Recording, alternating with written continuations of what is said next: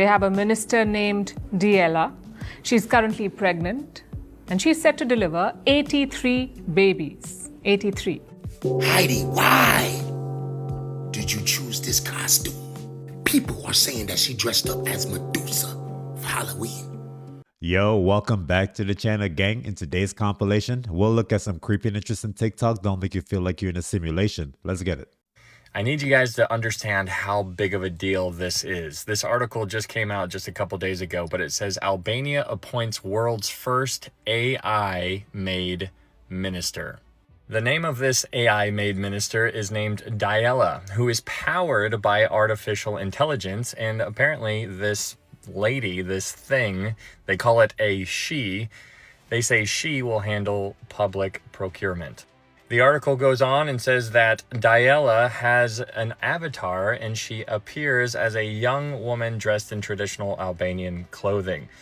That's remarkable. So they choose what they want you to view it as, and they want you to view it as a her. They gave her or it a name. They named it a Diela, and how she appears is just a regular Albanian that has traditional Albanian clothing.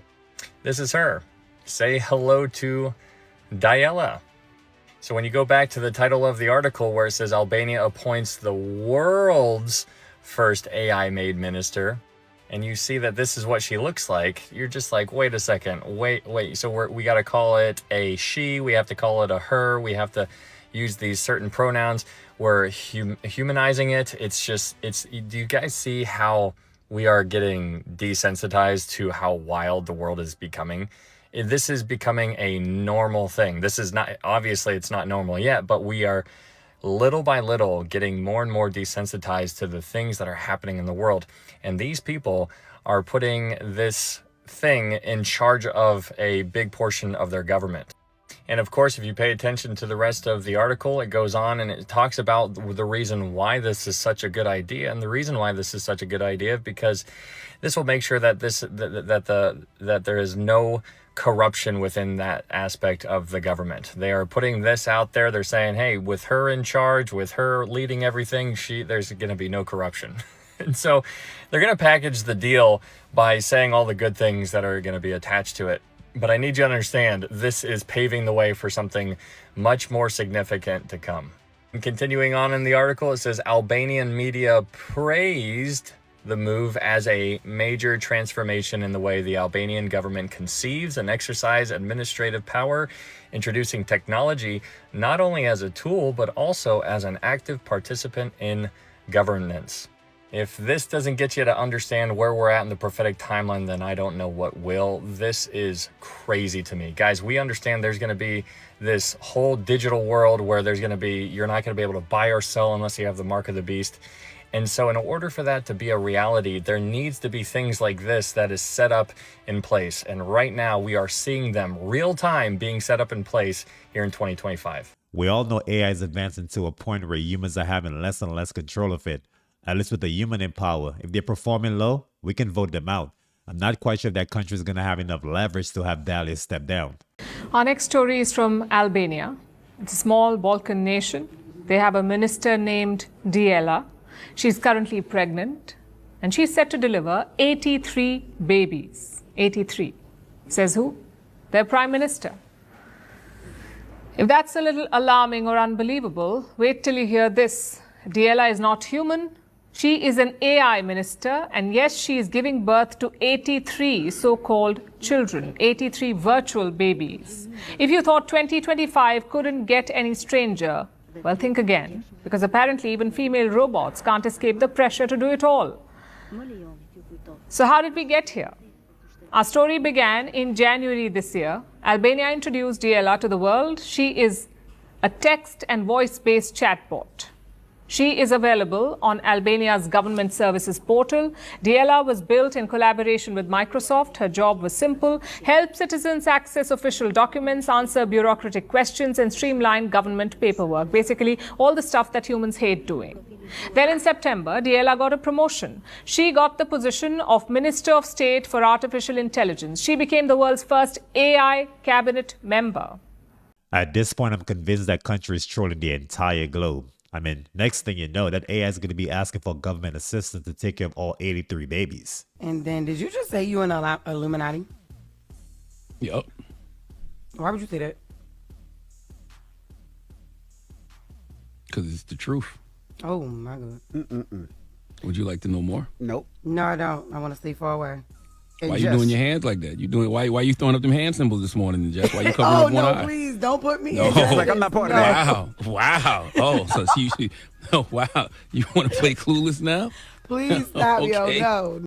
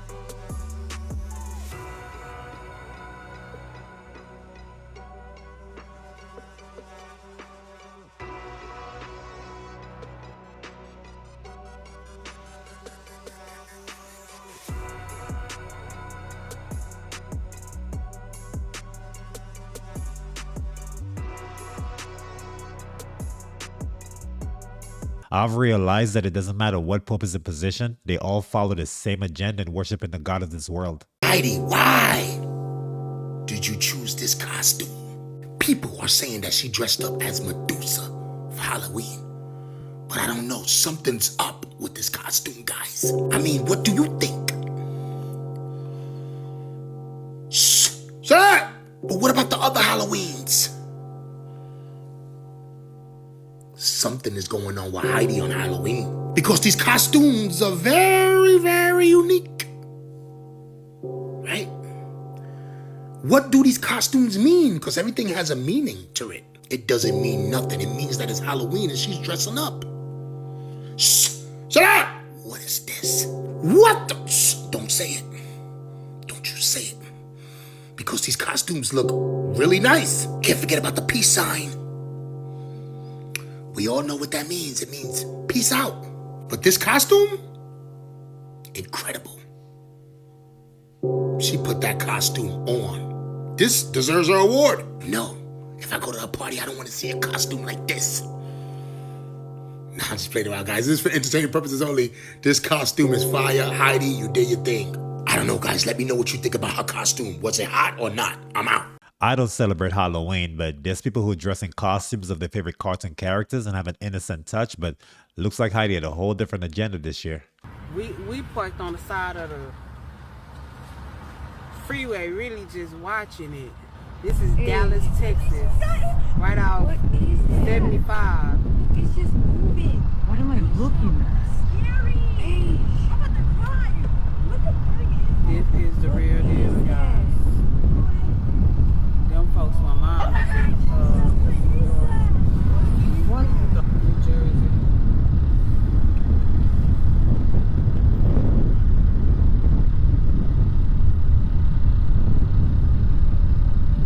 What the hell?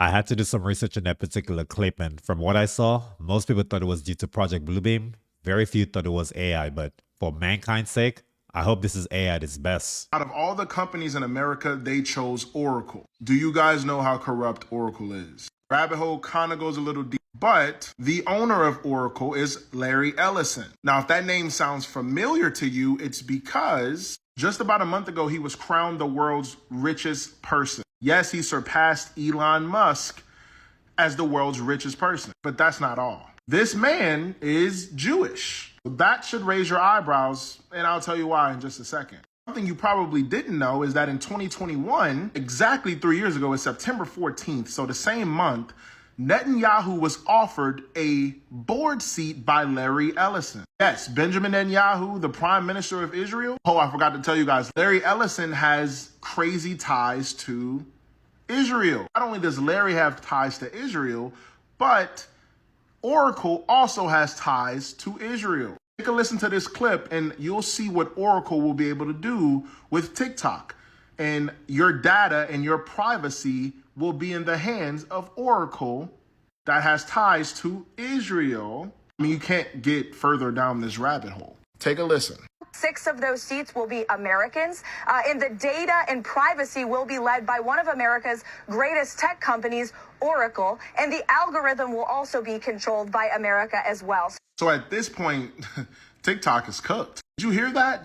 Your data and your privacy will be owned by Oracle. They've done some shady stuff in the past before, so we don't think anything's going to be different now. But Israel is in this. Y'all might not see it. I'm telling y'all, but Israel is in this. I won't go too deep because they're going to own it. And so they're going to remove this video. So I guess you kind of got to talk in code. But did y'all hear what else she said? She says that America will now control the algorithm. Do you guys know what the algorithm is? It's essentially what you're going to see on your For You page and the videos that are going to be pushed out. So guess what? Your algorithm is now going to change. Your speech, your free speech, your ability to go online and say what you want to say is now going to be even more censored than it has been in past time. America is going to control what is being pushed out. They are going to control the narrative. A government full of narcissists. You heard that. 7 board seats, 6 of them will be controlled by America. If you thought it couldn't get worse, well, guys, it just got worse. This agenda that they're pushing, this 2025 agenda, is coming all to front and center for us right now.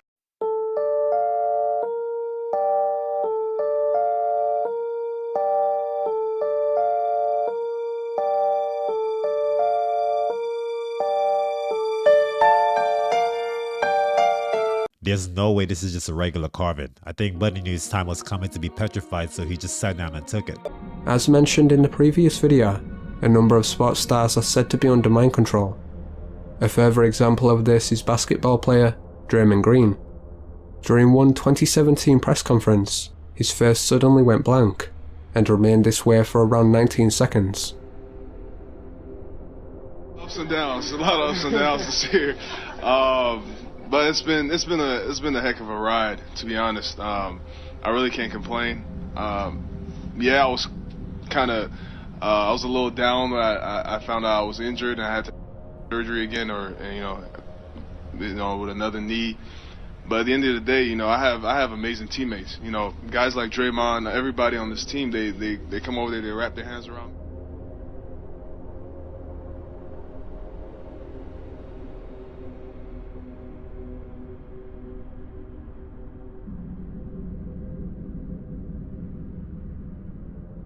Either Draymond was daydreaming of his next basketball play or he had the Al Roker effect.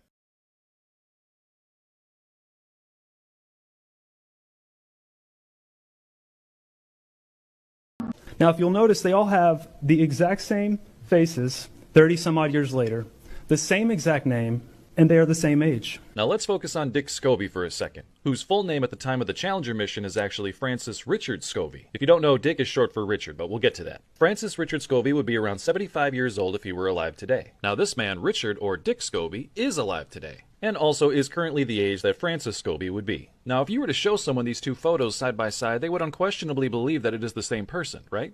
I mean, just look at the brow, look at the eyes, look at the nose, look at the little gap in the teeth even.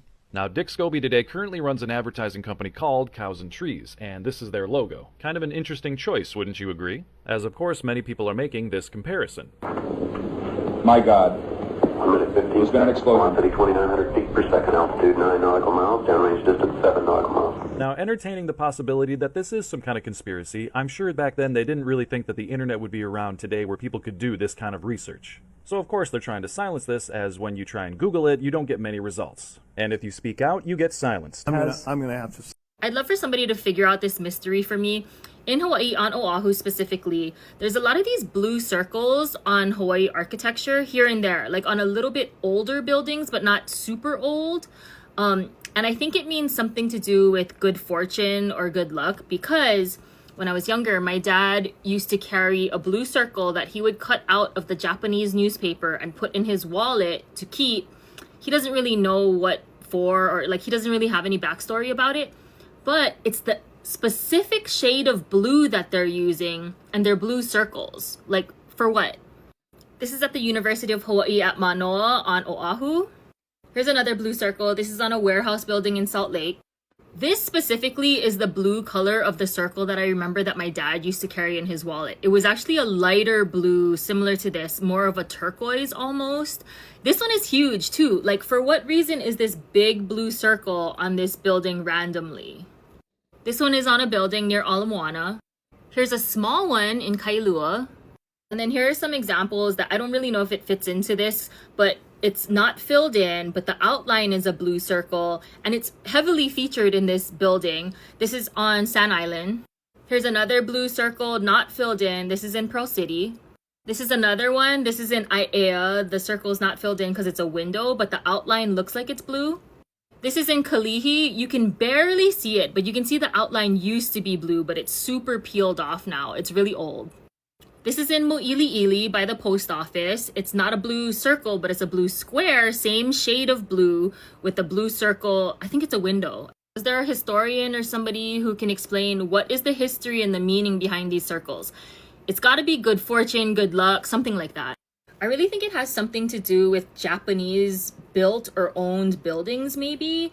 I'm really not too sure. It's just all I have to go on is that my dad used to cut the blue circles out of a Japanese newspaper here in Hawaii. And these pictures are all on Oahu. And I think there were other ones that I've seen before that I haven't taken photos of, but these are just the ones that I have for now. I don't have the slightest clue what these blue circles mean, but instead of it being random installations, it might be tied to their culture. How do you activate the superconscious mind? Here is the most powerful of all. We call this the master method of activation. It is called solitude. You activate the superconscious mind with solitude. Now, how do you use solitude? We call this go into the silence. Go and sit down quietly by yourself for 30 to 60 minutes. 30 to 60 minutes. Most people in our society have never sat quietly for 30 to 60 minutes in their entire lives. Yet I will tell you this method works 100% of the time. That any problem that you have, any difficulty, any challenge, any goal that you want to accomplish, if you'll go into the silence and sit quietly and then listen to the still small voice within, this is the key. You will find that at a certain point, probably at about 25 to 30 minutes, your mind will go completely clear. And then a flow of ideas will start to flow into your mind. You'll feel energy welling up inside you. And at a precise moment, as you sit there in complete silence, no cigarettes, no coffee, no music, nothing, just complete silence, at a particular moment, your mind will go clear and wham, exactly the answer you need will come at exactly the right time. And if you will get up and go and carry out that answer, it will turn out to be exactly perfect. Not, but I do believe, yes, it's a very real thing. It's very spiritual. There's some people don't believe in God, but do believe in the devil. Well, where'd the devil come from? How do you believe in one and not the other? You don't believe evil exists? Will you say sing a prayer in a church and yeah, sure. All right, now we do this devil enchantment and da-da-da-da. No, I ain't doing that. I'm not playing with him. Yeah.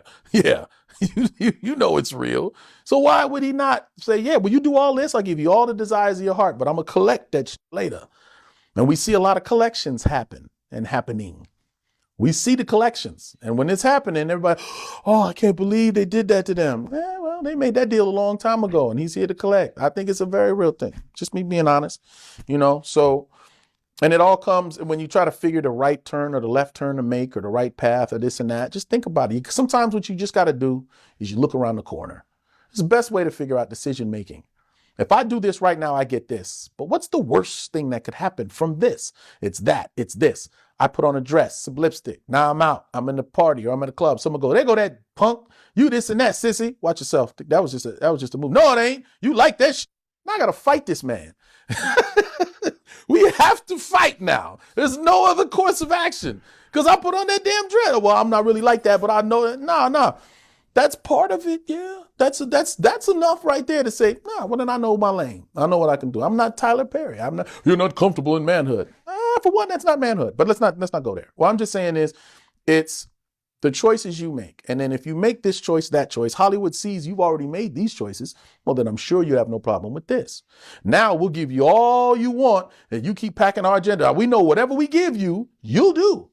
So here, We'll give him all the money he wants because we say, now you're doing this because this is the agenda we want to push. This is what we want to make black men look like. This is what we want the picture of. So here, you get your money. Now go do it. That's selling your soul. You don't have a soul. It means you don't have a say. You just do what they tell you to do. Let me know what you guys think about that, because to me, I think there's a slight relief when you see Hollywood actors expose what's going on. They gotta tell you how some people lose themselves just to get to the top. Let me tell y'all a true story. Be simple and watch this video to the end. What the hell is this? This video is for entertainment purposes only. Let's go. What the? Shut up! What is this? What is that, bro? What is that? Because whatever it is, I don't want it. What is that? What was that? What was that? People are saying it's from a cow. I go to the store all the time. I never seen that before. Are you sure that's from a cow? Stop playing with me, son. This video is for entertainment purposes only. I guess it is from a cow. Look, it might just be the cow's leg. Shut up! I don't want it. I don't want it. Please keep that away from me. How is that even in the stores? And for some reason, like people bought it. You see, there was only 2 left. Stop playing with me, son. It's not a game, guys. You see what's going on in these streets. Shut up! I never knew that they sold cow legs, cow arms, right? Because what that looked like, it looked like something that I would never eat. Stop playing with me, son. It's not a game, guys. You see what's going on in these supermarkets. Shut up! Be careful, because at this point, they're gonna give us anything. And it's up to you to decide if you're gonna eat it or not. Stop playing with me, son. It's not a game, guys. You see what's going on out here. But I'll tell you one thing, if I ever go to the supermarket and I see something like that in the freezer next to the chicken and steak,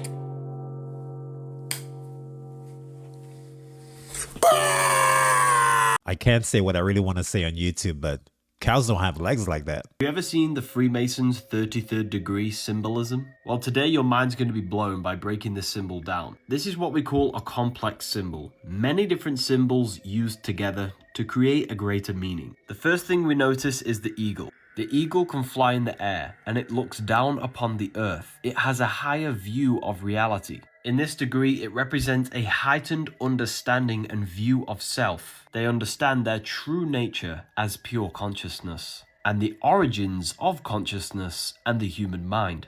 The eagle is free to fly around and do whatever it wishes, representing freeing the mind from the earthly-based survival low-level consciousness. The eagle is standing on a sword. The sword moves through the air. Air corresponds with the mind. Water corresponds with emotion. Fire corresponds with spirit. And earth corresponds with the physical body. The eagle standing on top of the sword represents control over the mind. The eagle is superior to the mind. The mind does not control the individual at this degree. They have gained self-mastery and power. If you hold a sword, you have power over someone. The eagle's using the sword, representing using the mind, and the mind not abusing and using you. This is a symbol of self-control and personal power. The eagle looking to the right is looking into the future. The eagle looking onto the left is looking into the past. This represents analyzing the knowledge of your past and the actions that have led you to this very point, and what you can do now to change and create a better future. A triangle with the number 33 inside of it. 3 represents transformation. This is why Jesus was in a cave for 3 days. Because the number 3 represents thoughts, emotions, actions, the 3 forces we hold control over in this life. In order to achieve this level of understanding of reality and personal mastery over the mind, you have to gain full control over thoughts, emotions, and actions, and transform the self through these 3 transformative forces. The crown represents royalty. Royalty controls society, representing control over the self and the mind. Also represents the crown chakra, which allows light and higher thoughts to enter our awareness, our conscious mind. There's so much more that goes into this. Make sure to follow me for more. The deadliest weapon in human history just became available to anyone with a credit card, and it fits in the palm of your hand. AI-powered assassination drones combining facial recognition with miniaturized explosives represent what experts call humanity's most dangerous technological development since nuclear weapons. Unlike traditional weapons requiring human operators who can hesitate or refuse orders, these autonomous systems eliminate human judgment from kill decisions entirely. Commercial drones, facial recognition software, and precision components are readily available and becoming cheaper every month.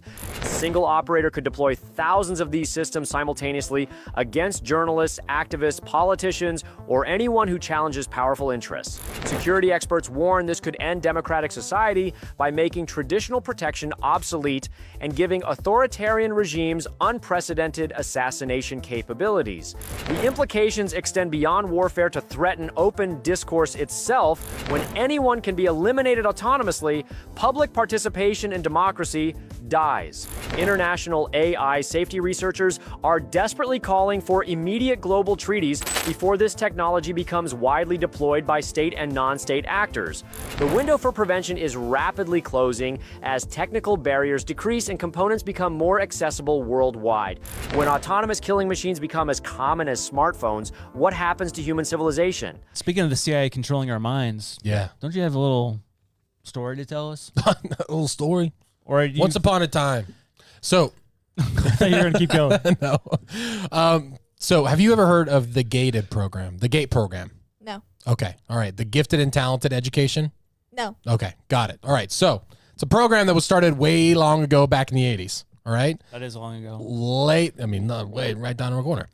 But the thing is, it was this program that was being funded and it was put into schools. And basically schools would recognize and pick out certain kids. It seemed kind of random. Maybe it was kind of like an IQ thing possibly, but they would pull these kids out of rooms and they would just do certain testing and reading and stuff like that. And it just, like made a lot of kids feel special. Some kids felt, like not so special. Yeah, not so special because they weren't in the Gifted and Talented program. I just learned about it last week, so I'm pretty ticked that I was never involved.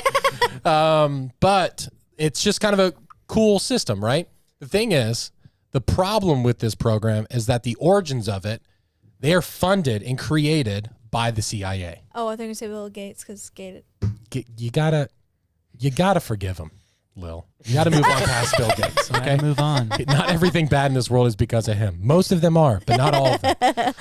The rest are CIA. But the CIA is literally funded. Wow. This program, and it makes you wonder, like, why would they do that? But the thing is, in 1974, they had to nix MK Ultra. They had to nix it because things came out, a lot of bad stuff was happening, it could not be out in the open anymore. And so you think, why would the CIA create a program and bring kids into a room and test them? And the thing is, that's really strange all about it, is that the more that people talk about this program, more kids who knew that they were in the GATE program are realizing and remembering things that they completely forgot about. Things that, like, oh my gosh, I do remember seeing these patterns being shown to me and these certain questions being asked. And playing frequencies in headphones. They would have audio tests, and it would be, you just describe the sounds that you're hearing and everything like that. It could be ideology, though. Yeah. Fallen angels teaching humans how to do things that they never were meant to know how to do. Exactly. We see that in an ancient document, and we often look at this stuff as like they happened. Right. But why can't it happen still, right? Like same thing with like the idea of the Nephilim. So somebody recently, I forget who it was, had said to me, and they weren't being mean or anything, but they were just saying, like, you believe in the Bible and Genesis 6 and all that. Yeah.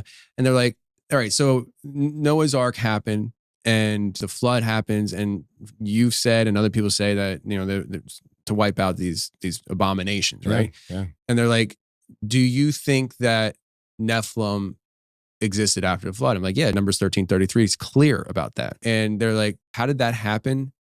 How did they survive the flood?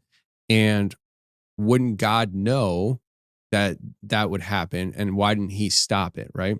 That last question, questions. I don't have an answer for. But the first one is very elementary, but I'm like, if it happened once, why can't it happen again? Put it this way, it was documented once in scripture. Right.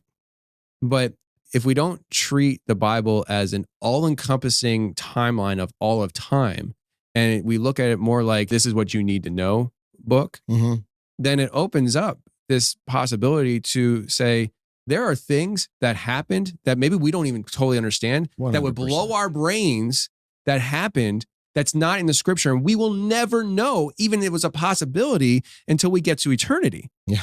And so like I say that to say, I just think that it happened again. Or maybe these things have supernatural abilities, which I definitely think they do. I do. And could they have just transcended to another realm? Right. Just gone to another realm back. to exist there? Because when we see, in Enoch, it says that demons are the dead spirits of the Nephilim. Well, if demons are interdimensional right now, right, is it far stretched to say that they could have been interdimensional before they were quote unquote demons and they were Nephilim here on Earth? I don't think so. I mean, like your father is a supernatural being. That's right. And your father's teaching humans how to do supernatural things. You don't think they're going to teach their kids the same thing? That's a very interesting topic. And to me, Nephilims and giants survived the flood because they're part human and part angel. And angels are spiritual beings. The shift has officially hit the fan, y'all. Hollywood is shutting down.